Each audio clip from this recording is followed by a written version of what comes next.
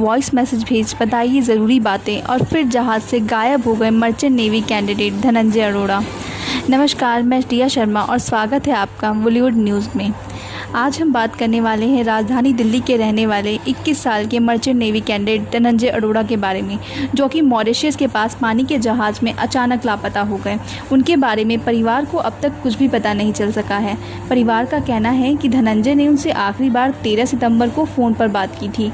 इस बातचीत में वे डरे हुए लग रहे थे और इसी दौरान उन्होंने रात के समय जहाज़ से एक अधिकारी की तस्वीर भेजी और कहा कि उसे संभाल कर रखना।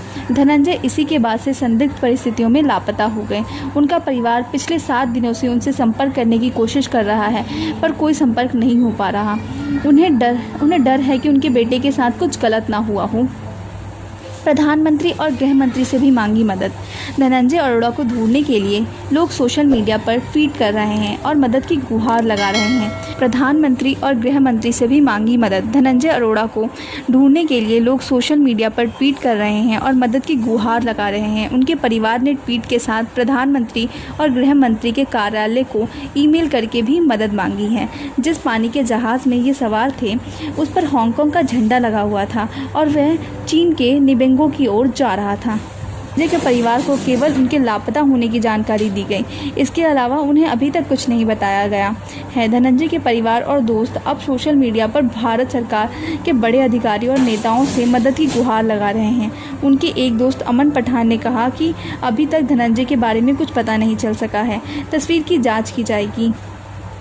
धनंजय के पिता वीरेंद्र कुमार अरोड़ा को जहाज़ के कैप्टन की ओर से फ़ोन करके जानकारी दी गई कि मॉरिशस प्रशासन से नाव भेजने के लिए कहा गया है ताकि धनंजय की तलाश की जा सके। उन्होंने ये भी बताया कि वह 4 अधिकारियों की एक टीम के साथ कई बार जहाज़ में भी धनंजय को ढूंढ चुके हैं, लेकिन उन्हें कुछ भी पता नहीं चल सका है। कैप्टन ने यह भी कहा कि जो तस्वीर लापता होने से पहले धनंजय ने अपने परिवार को भेजी थी उसकी भी जांच की जाएगी। मूल रूप से तमिलनाडु के रहने वाले इन कैप्टन ने कहा कि धनंजय बेहद अच्छे इंसान थे। उन्होंने यह भी कहा कि वे काफ़ी लंबे समय से इस काम को कर रहे हैं, लेकिन इस तरह का मामला उन्होंने अपने सामने पहले कभी नहीं देखा। कैप्टन ने कहा, ढूंढने की पूरी कोशिश हो रही है। कैप्टन कहते हैं कि हमने सब कुछ कर लिया, लेकिन पता नहीं लगा पाए कि आखिर क्या हुआ। मैं अब भी इस पर काम कर रहा हूँ। हम धनंजय को ढूंढने की पूरी कोशिश में लगे हुए हैं। हमने मॉरिशस से हेलीकॉप्टर और विमान तक की मांग की है, लेकिन उन्होंने कहा है कि वह घटनास्थल से काफ़ी दूर हैं। उन्होंने यह भी कहा है कि उन्होंने 2 दिन में पूरे इलाके की तलाशी की है, लेकिन वहाँ इस बात की कोई भी जानकारी नहीं मिली है। काफ़ी दुख की बात है कि धनंजय अरोड़ा को ढूंढ नहीं पा रहे हैं। वे कहते हैं कि वे जितनी कोशिश कर रहे हैं उतनी कर रहे हैं। रात के खाने पर नहीं पहुंचे थे। धनंजय की मां ने कैप्टन से बात करते हुए कहा कि जुलाई में जहाज़ से जुड़ने वाले एक अधिकारी को लेकर उनके बेटे ने शिकायत की थी। धनंजय का कहना था कि अधिकारी उनके साथ गलत व्यवहार करता था। वहीं परिवार को 13 सितंबर की आधी रात को बेटे के गायब होने की जानकारी मिली। रात के 9 बजे जहाज़ में धनंजय की तलाश शुरू की गई थी। जब वे रात के खाने के लिए नहीं पहुंचे, ऑन बोर्ड जहाज़ में जब 3 घंटे तक भी उनका पता नहीं चला, तो रात के 12 बजे को इस बारे में बताया गया।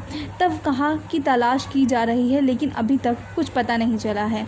एलिंग मरीन सर्विस प्राइवेट से था करार। वीरेंद्र अरोड़ा ने बताया कि उनके बेटे का एलिंग marine service private limited company से करार हुआ था, जो 9 महीने का था। इसी साल अगस्त में करार समाप्त हो रहा था, लेकिन कोरोना वायरस के कारण करार 2 महीने के लिए बढ़ा दिया गया था। ये जहाज़ 30 सितंबर को चीन पहुंचने वाला था।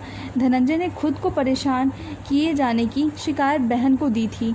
साथ ही मां को वॉइस मैसेज भेजकर कहा था कि वे काफ़ी थके हुए हैं। इसके साथ ही उन्होंने वॉइस मैसेज में मां की सेहत को लेकर भी पूछा था सवाल।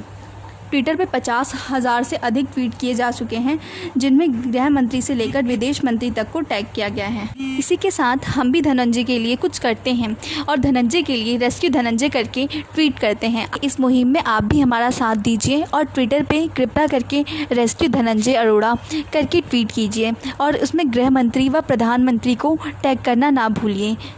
कृपया करके आप इस वीडियो को ज़्यादा से ज़्यादा शेयर कीजिए ताकि उनके परिवार की हमारी ओर से कुछ छोटी सी मदद हो सके। और साथ ही आप ट्वीट करना जारी रखिए। इसी के साथ मैं विदा लेती हूँ।